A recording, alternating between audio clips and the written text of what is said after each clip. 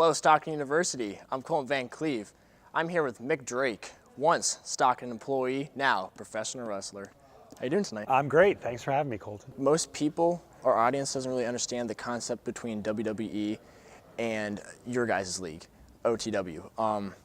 Can you explain to our audience exactly the differences between the two? Yeah, of course. So the WWE, World Wrestling Entertainment, is the pinnacle of sports entertainment in the world, right? They're a global, billion-dollar company. OTW is part of what they call the independent circuit of pro wrestling. So if I can draw an analogy for you, musicians.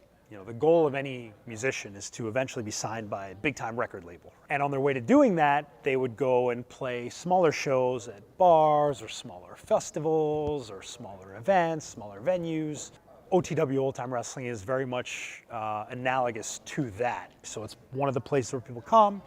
You're an independent professional wrestler, you try and build your brand and improve yourself, and it's one of the stops you hit on the way to hopefully one day getting to the WWE.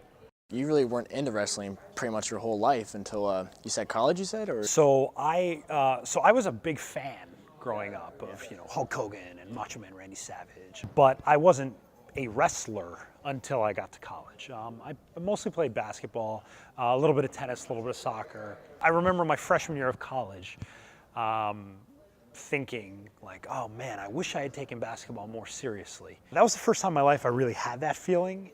And so I was like, oh, this is an awful feeling, Colton. Like, I don't want to feel like this ever again. And I was like, well, what is it that I want, I need, I want to accomplish? And it was pro wrestling. And in that moment, I made that decision, like, listen, if I do this, I'm doing it, 100%.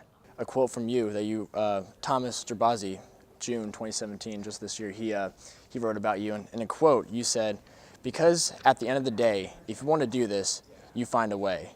It's not so different from people who become doctors. Anybody who has something they really, really want to do, they find a way to do it and they get it done. Excuses be damned. How do you really motivate yourself, and how do you almost in turn motivate other people around you? If what you want more than anything is the end result, then the process of getting to that end result doesn't matter.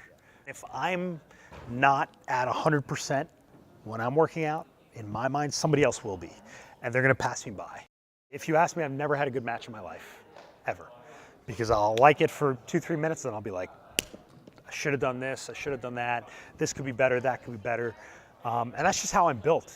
Like, some guys are not built that way. They come to the back and they go, oh, that was awesome, that was great, that was great. It's like, yeah, but it wasn't perfect. It needs to be perfect for me. Coming from a professional wrestler like yourself, how do you create that character? Does that kind of show a little bit of how you are? So me, myself, I am me. I'm super competitive, obsessive competitive. And I will do anything to win.